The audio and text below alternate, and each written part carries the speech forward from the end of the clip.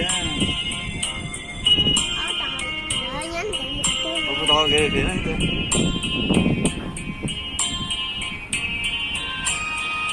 Chưa to thế này. Hồ mà to phá hồ ơi, khó xé chập lửa, khó nó lốm hồ, muốn khó nói thì chắc hồ thì chỉ用vừa đi đấy.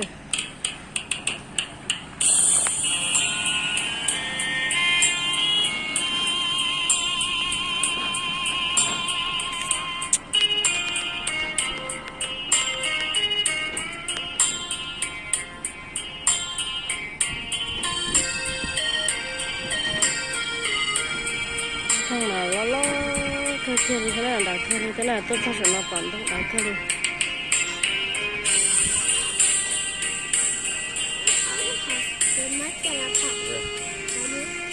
Cái xương khoản á.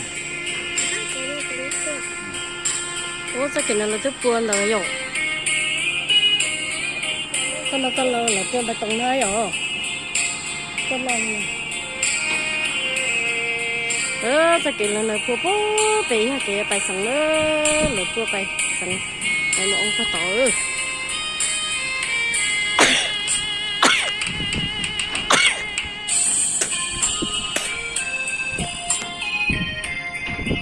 mày là bố tỷ luôn có sẽ sập rồi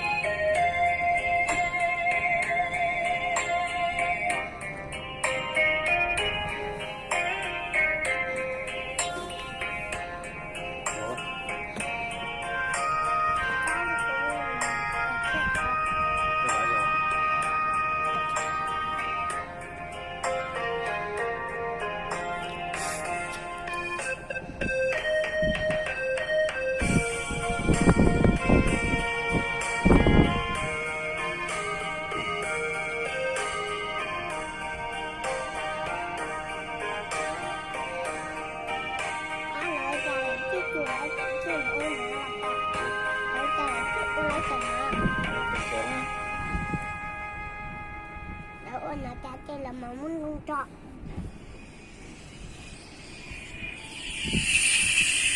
Hỏi con nói chơi đi cả tập.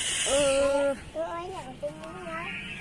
cái tao đó khó sẽ sập lần đi cho nên mà sai được có